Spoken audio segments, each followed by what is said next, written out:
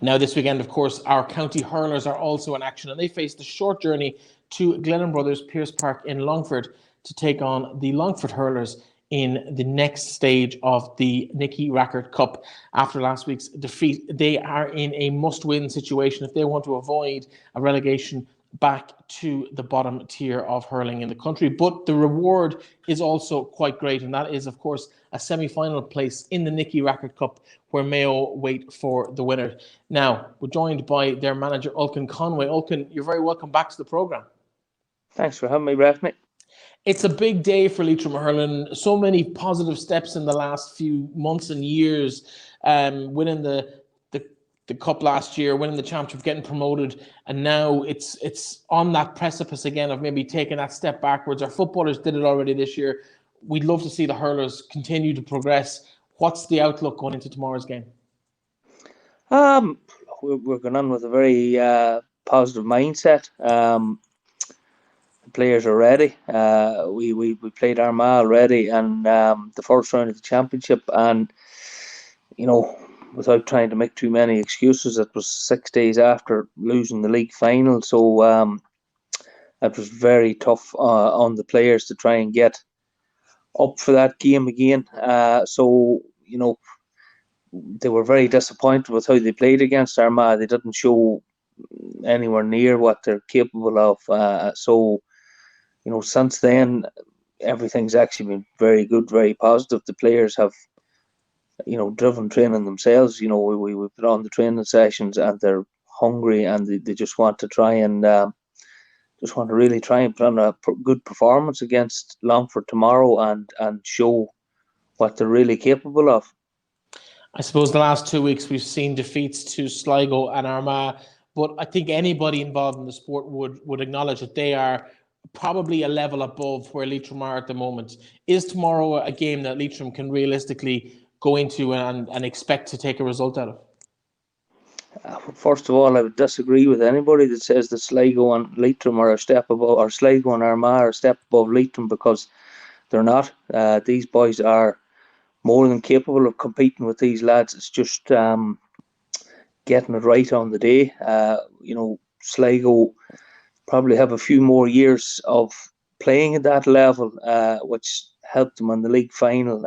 And we did have one or two injuries, which ultimately probably cost us the league final, and fitness probably wasn't where it should have been. But on a hurling perspective, Leitrim can hurl with any of them. Against Armagh, we were quite confident playing against Armagh, but the 6-day turnaround was something very new for even us as a management team, and the players, that having to lose such a big game and come out and try it again, do it again 6 days later, was something new for us, especially something new for me. I'd never actually been in that scenario or situation before, but of course, playing Longford. Longford are a very good team as well. Longford are everybody as good as Armagh, everybody as good as Sligo, so it's going to take a big performance for us to win, but we're hoping it's on them.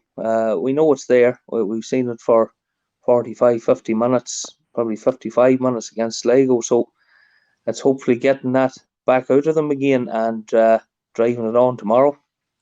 In terms of, I suppose, the game tomorrow, I didn't mean to offend you by saying they were a step above, but just based on results and where Sligo are in the championship, I suppose, this year as well. In terms of the game tomorrow, how are we looking? It's a 7-day turnaround from the defeat to Armagh. What have you done differently this week than maybe in that 7-day turnaround than maybe you didn't quite didn't know to do in the 6-day turnaround of last week? Well, it's actually been 14 days since the Armagh game. Apologies. We played Armagh Saturday week ago, so we really needed that break, because we had the players before the county final, but we couldn't actually drive them as hard as we really wanted to, because we didn't want any of them to get injured before the county final. We wanted them all to play in the county final. Then we only had realistically a week to get ready for the Sligo game, and then we had the 6-day turnaround for Armagh. So it's not what you would say ideal preparation, but we really needed that 2-week break between the game to try and get a couple of really good training sessions on, get everybody happy, get everybody smiling, and get everybody ready for a match. So we're actually delighted that we got the 2 week break. It actually, hopefully, it'll help us, and we're confident that it will help us, and we're as ready as we can be for tomorrow. Yeah, it's been a long week. My head is fried, and between the coronavirus restrictions and watching numbers flying through my head with Donald Trump and Joe Biden in the States, my sense of time has completely gone out the window. What's the squad looking like in terms of, you mentioned a couple of injuries sustained against Sligo. Have we got everybody back? Have we a full deck for tomorrow's game? We're more or less a full deck, yeah. We have a few fitness tests to carry out, but we're confident that they'll be okay. So it's nobody wants to miss this game anyway. That's the way it is. You don't, unless you're really, really badly injured, nobody wants to miss a game like this. It's a quarter final. You can say the prize is massive. A semi final, basically an All Ireland semi final at stake, or the losers get relegated. So it's a big game, and we expect a big performance for the lads on the back of it. So it's we're looking like we have a full squad and we're good to go. In terms of what people can expect from this game, what kind of game of hurling can we expect? Will it be end to end? Will it be tight? Will it be cagey? What do you expect to see tomorrow afternoon in Longford?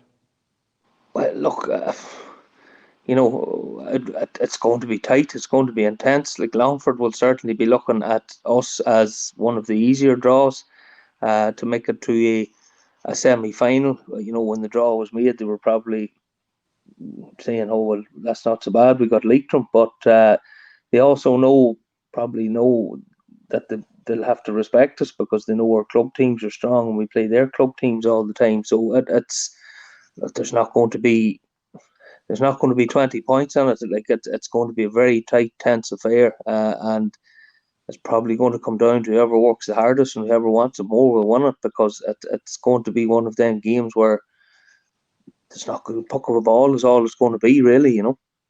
In terms of the season, I suppose it's your first year with Leitrim at intercounty level. What's your own experience been like this year? It's been a strange year, that's a given, but what's your own experience of the level and the standard of intercounty hurling? Is it where you expected it to be? It's a higher standard. There's no point saying otherwise. It's a high standard.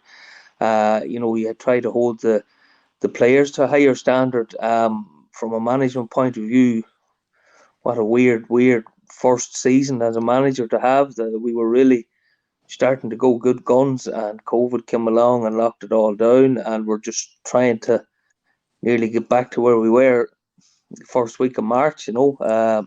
I suppose the other toss the coin is we're undefeated at home this year. We haven't lost a game in Leitrim because, quite simply, we didn't get one home game. We had to give up home advantage twice in the league, and the draw last weekend was our last opportunity to have a home game, and we didn't get the luck of the draw there. Here, Longford were drew out first, and we were drew out second, so they got the home game. So we can say we went through 2020 undefeated at home. We take the small mercies in this county when we get them.